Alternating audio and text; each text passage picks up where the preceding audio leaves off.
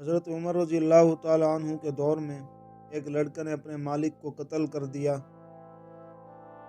حضرت عمر رضی اللہ تعالیٰ عنہ نے اس کو قتل کرنے کی سزا سنا دی۔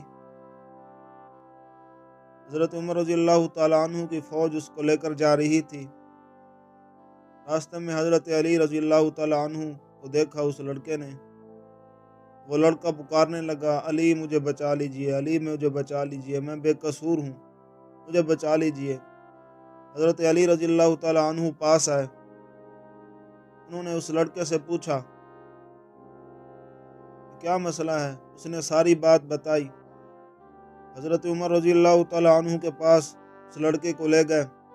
حضرت عمر رضی اللہ تعالیٰ عنہ سے فرمایا کہ میں اس کا فیصلہ کروں گا، اس کی تشویش میں کروں گا۔ حضرت علی رضی اللہ تعالیٰ عنہ نے اجازت مانگی تو حضرت عمر نے فرما دیا کہ جی آپ کریں۔ حضرت علی رضی اللہ تعالیٰ عنہ نے اس لڑکے سے پوچھا کہ تو نے اپنے مالک کو کیوں قتل کیا؟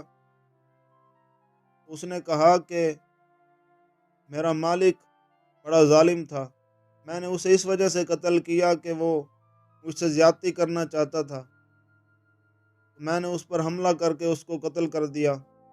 حضرت علی رضی اللہ تعالیٰ عنہ وہیں سے اٹھے اور قبرستان پوچھا، قبرستان جا کے قبر پوچھی، قبر کو کھودا گیا، قبر کھولی تو میت ہی نہیں تھی۔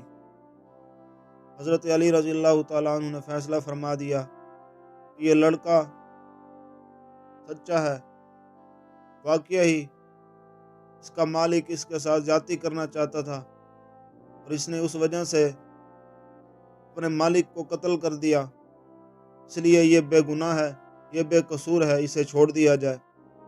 اسی وقت حضرت عمر رضی اللہ تعالیٰ عنہ متاثر ہوئے اور فرمایا کہ علی اگر آپ نہ ہوتے تو عمر ہلاک ہو جاتا، کیونکہ مجھ سے غلط فیصلہ ہو جاتا، اس کو قتل کر دیا جاتا، یہ تو بے قصور تھا، قیامت کا دن مجھ سے پوچھ ہوتی تو تیری وجہ سے یہ فیصلہ صحیح ہو پایا۔